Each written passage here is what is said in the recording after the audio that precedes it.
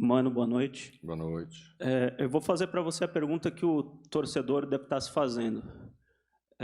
Como que o time que pressionou o Fluminense no primeiro tempo, no Maracanã, né, o Fluminense, o time que está na final da Libertadores, fez 3 gols, conseguiu jogar essa partida de hoje contra o Lanterna do campeonato? Bem simples a pergunta. A resposta deve ser complexa, mas a pergunta é simples. Obrigado. E eu entendo a pergunta, eu acho que ela procede, porque é a visão que o torcedor tem do futebol, né? Apesar de serem jogos completamente diferentes, a gente coloca tudo na mesma caixa de análise, né? O jogo do Rio de Janeiro, encontramos um time que ia propor jogo, um time que dá mais espaço, que dá 60 metros atrás da linha da defesa. E esse aqui, enfrentamos um time que não dava 10 metros atrás da linha da defesa. Então, muda completamente o jogo. E as dificuldades que a gente teve foi porque não aproveitamos o bom início que tivemos, onde conseguimos retomar a bola na frente, onde criamos as primeiras oportunidades, e depois nos desorganizamos como equipe taticamente. Na ânsia de querer fazer esse gol, nos projetamos com jogadores que não eram para se projetar tão à frente, tomamos 5 contra-ataques, e num deles nós tomamos um gol. E criamos uma dificuldade maior para um jogo que, para nós, já ia ser difícil, né? A gente, apesar do América ser o lanterna do campeonato, os últimos jogos do América têm sido jogos bem jogados, a gente assistiu, a gente analisa, a coisa não ia ser tão assim. Aí não era mais uma linha de 5 atrás, daí já era uma linha de 6. E realmente tivemos as dificuldades, tivemos que encontrar outras maneiras, tive que colocar 2 atacantes enfiados para tentar segurar a bola na frente, disputar, que não é a característica de Yuri Alberto, então precisava um jogador de força como o Felipe, e foi assim que a gente foi, né, buscando o gol de empate, martelou, e achou esse gol no final para amenizar o resultado do jogo, embora a gente não amenize o nosso jogo, que foi abaixo daquilo que nós devíamos ter apresentado. Mano, boa noite. Pedro Ramiro, da Rádio Bandeirantes. É claro que em situações mais complicadas há sempre uma procura por culpados, né? E até o Fausto Vera deu uma declaração depois do jogo contra o Fluminense, que ele disse que o time perdeu meses de trabalho se referindo à última gestão técnica. Você, nesses 4 jogos que você já está, olhando tudo que você já olhou, você concorda com a declaração do Fausto? Não concordo, porque eu sempre respeito o trabalho dos outros, e não adianta nada eu ficar aqui achando desculpas olhando para trás. Eu tenho que olhar para frente, né? E vou fazer tudo o que nós pudermos fazer nesse período para que a gente entregue um jogo tecnicamente melhor, né? O time já disputa mais, já briga mais, mas nós precisamos, quando pegarmos um adversário com linhas mais baixas, ter soluções de construção de jogada que são necessárias para você ganhar o jogo e não tornar ele tão dramático como a gente tornou na noite de hoje. Mano, boa noite. Rafael Esgriles, Energia 97. Na sua chegada ao Corinthians, você falou que precisava trabalhar o posicionamento dos jogadores, né? Uns jogadores mais agrupados. E o Corinthians tem oscilado bastante. Um bom primeiro tempo no Maracanã. Hoje você falou da falta de organização depois do gol do Benítez. Qual hoje é o seu maior desafio no time do Corinthians? É trabalhar a fase defensiva ou a armação das jogadas com o Matias Rojas, com o Renato Augusto? Qual o seu maior desafio nesse começo de trabalho? Eu penso que as duas coisas estão interligadas, né? Quando você constrói bem, você está bem organizado de tal forma no campo que quando você perde a bola, mesmo que quando você perca a bola, a equipe está próxima. É isso que a gente viu já em alguns momentos, mas concordo que ela tem oscilado ainda, né? Só para deixar bem claro, não senti essa falta de organização que eu estava me referindo só depois que sofremos o gol. Penso que sofremos o gol por isso, porque abrimos o meio-campo, ficamos longe, né? É um pouco de ansiedade, de querer fazer o gol, de empurrar logo o time mais para frente. Perdemos um gol bem cedo com essa característica de armação e talvez na nossa cabeça pensamos que aquilo ali era o que deveríamos fazer. E aí nos precipitamos, né? Não é uma desorganização por falta de querer fazer o certo, é por tentar encontrar soluções que não sejam ainda tão trabalhadas, tão corretas. E eu acho que é seguir nesse caminho que nós vamos chegar lá. Mano, boa noite. Luan Siqueira, Rádio Craque Neto. Hoje muitos protestos, né, vieram das arquibancadas no intervalo, após a partida também, e o torcedor está com medo, né, o torcedor está temendo esse risco de um novo rebaixamento na sua história. O que falar para esse torcedor, o que esse torcedor pode acreditar que esse rebaixamento não vai acontecer nessas 10 rodadas que tem por vir? Porque penso que a gente tem potencial para entregar mais e melhor num curto espaço de tempo. E, ao conseguir fazer isso, penso que a gente, pontuando em todas as rodadas, não vai estar na condição que o torcedor teme. Mano, aqui, boa noite. Eu queria, fazendo o recorte do segundo turno, o time é o antepenúltimo. Mas eu queria que você falasse não só da situação na tabela, mas eu via lá, pelo menos de cima, em determinados momentos, você explodia ali de raiva, porque parecia passes simples, ou tomadas de decisões tão simples, pelo menos na sua cabeça, no seu entendimento, e ela não acontecia em campo, do tipo, uma bola para a lateral, uma bola enfiada, uma saída de bola mais rápida.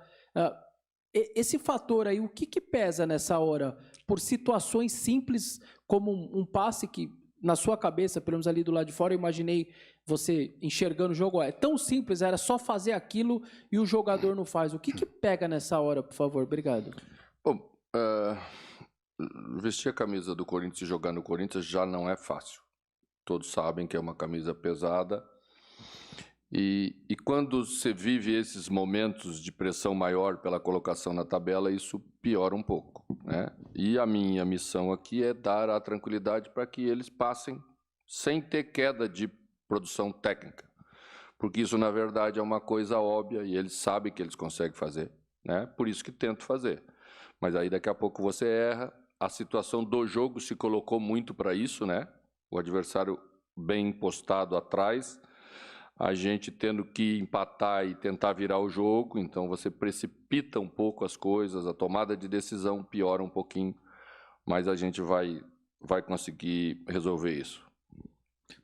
Mano, boa noite. Você tinha falado que o time está competindo mais, está brigando mais, e logo no início falava que buscaria entregar ou dar para o elenco soluções que fossem as mais simples de compreensão, evidentemente. Fora a parte da competitividade, de brigar mais tecnicamente falando, o que você nota de evolução em relação ao que você pretendia entregar ao elenco e o que é que ainda está demorando para pegar nesses primeiros dias de trabalho? A nossa equipe é uma equipe técnica, né? Ela tem jogadores técnicos. Quando uma equipe tem a sua base de jogadores técnicos, ela tem que se impor tecnicamente, porque ela não é uma equipe tanta de briga pela bola. Então, a bola precisa estar com o time mais tempo e a gente tem trabalhado isso. Acho que ela já saiu jogando algumas vezes de trás com segurança, depois, no segundo tempo, já deu uma piorada de novo, né? Saímos apertados. No jogo do Rio a gente fez bem no primeiro tempo, depois no segundo tempo não conseguiu fazer mais.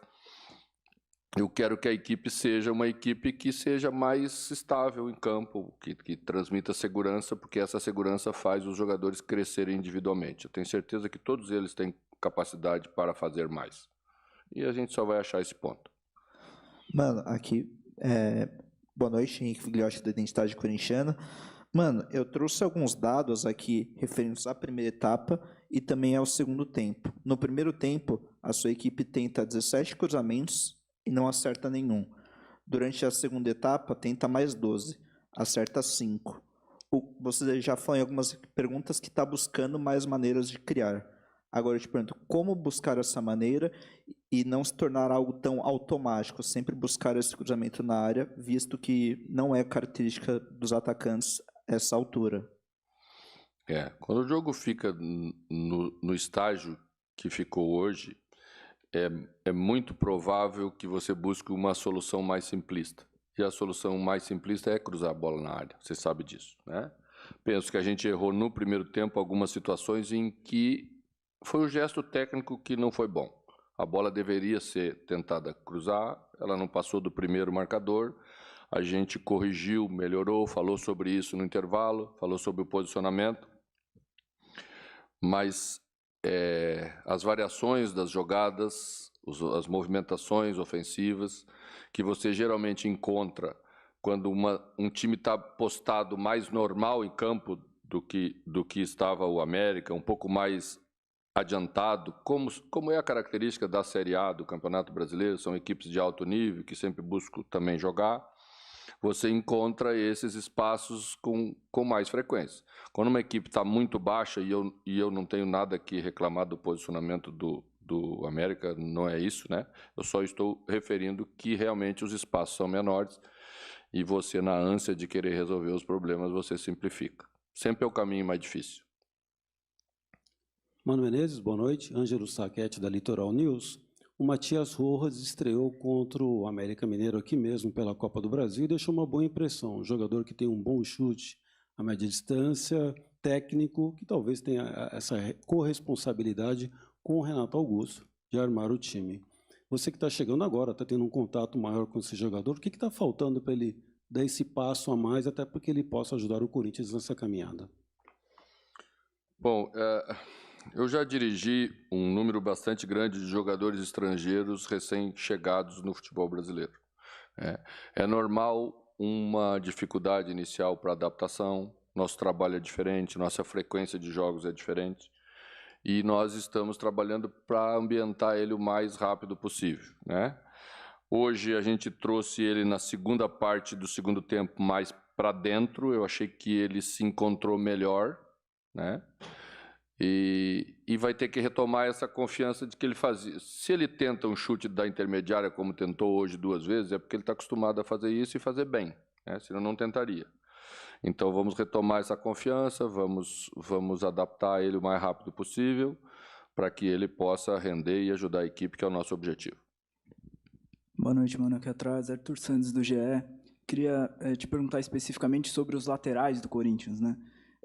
Como que você vê a atuação deles no jogo de hoje e se você pensa que talvez seja um problema adaptar o jogo do Corinthians aos laterais que você tem? Eu imagino que sua escolha na escalação tenha sido pelos mais ofensivos. Posso estar errado? Aí você me corrige, por favor.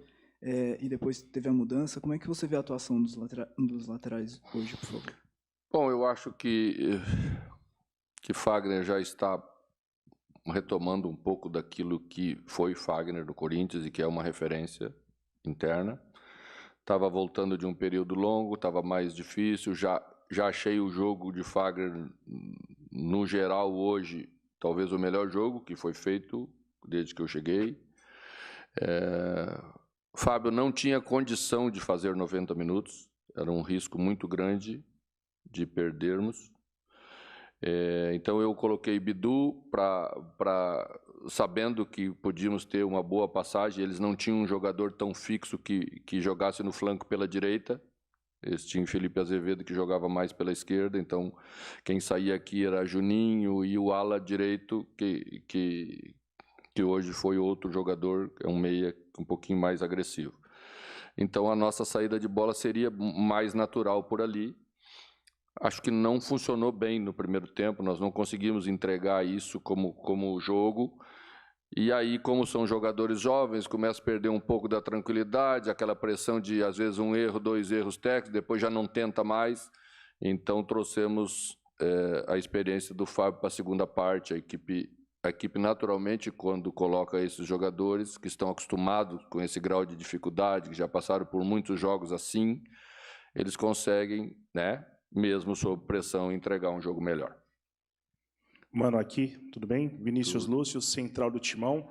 Mano, a gente já conversou que a gente não comemora empate, já tem toda essa nossa resenha, né? Vou continuar ainda nesse sentido, porque a torcida do Corinthians chegou hoje aqui à tarde otimista, né? A rodada era praticamente toda favorável ao Corinthians, está naquela zona morta do campeonato, né? Onde nem classifica nada, nem está dentro da zona de rebaixamento. Só que esse empate acabou ficando também, apesar do resultado no finalzinho, com gosto de derrota, né? Porque a intenção do torcedor, eu acredito que de vocês também, fosse a vitória para abrir 5 pontos. Como que fica, na sua visão, na visão do elenco, esse empate dentro de casa, tendo que buscar os resultados fora? Eu imagino uma reta final de jogos muito parelhos, né? Com raras exceções, como hoje teve uma de um placar mais elástico, né? Os jogos serão decididos com uma paridade maior. E nós temos que nos preparar para isso. Mas eu também penso como torcedor, nós saímos frustrados, porque nós nos colocamos como objetivo na tarde de hoje construir uma vitória, fazer os 3 pontos que para nós também julgamos importante. Quando você não consegue fazer, você tem que ter maturidade para estar preparado para o jogo seguinte, pontuar fora, que é um jogo difícil contra o Cuiabá, pela circunstância, pelo calor e pelo time que vamos enfrentar. Mas temos que recuperar esses pontos que deixamos aqui nos próximos jogos que temos pela frente. Mano, aqui na frente, Gustavo Tomazelli, Rádio Clube Americana. Essa é a sua terceira passagem pelo Corinthians. Nas 2 outras, você teve times que brigaram por títulos, times da parte de cima, e agora você briga na parte de baixo contra o rebaixamento, né? O que isso, né, muda para você dentro de campo, na parte de treinar, né? O time queimando muita bola, né? O que passar nesse momento, o time é 3 pontos da zona de rebaixamento e você que estava acostumado a brigar por títulos aqui no Corinthians, agora brigando pelo rebaixamento? Bom, a vida da gente de técnico é essa mesmo. Já passei em outros lugares, situações semelhantes, assumi o Cruzeiro 2 vezes, uma delas muito próximo da zona de rebaixamento e outra entranhada em 19º lugar na zona de rebaixamento. É como surfar com ondas muito altas, né? Você tem que ter maturidade, você tem que passar tranquilidade para os teus jogadores, o comandante tem essa missão para minimizar a situação momentânea e não deixar que ela interfira no rendimento da equipe dentro do campo. Boa noite, mano. Rodrigo aqui, Rodrigo Oliveira da Central do Timão. Mano, historicamente, laterais talentosos com a idade avançada migram de posição atuando mais avançados, né? Você já pensou ou conversou com o Fagner sobre a possibilidade dele atuar em outra posição, ou mais aberto, ou até mesmo por dentro? Obrigado. Olha, jogadores como o Fagner têm vamos dizer assim, uma cultura tática bem desenvolvida, são jogadores acostumados a jogar também em outros lugares, mas Fagner sempre jogou aí, talvez poderia fazer uma função de volante ou de um extremo, como em outros momentos já fiz aqui com o Alessandro, que está aí sentado, colocar na segunda linha, como o Palmeiras faz, colocando o Mike na segunda linha, mas sempre é o pior momento para você fazer alguma inovação. Tá? Esse é o momento de instabilidade. Se o treinador começa a inovar demais, vocês vão chamar ele de professor Pardal logo e as coisas não vão funcionar bem. Não vou fazer isso nesse momento. Qual?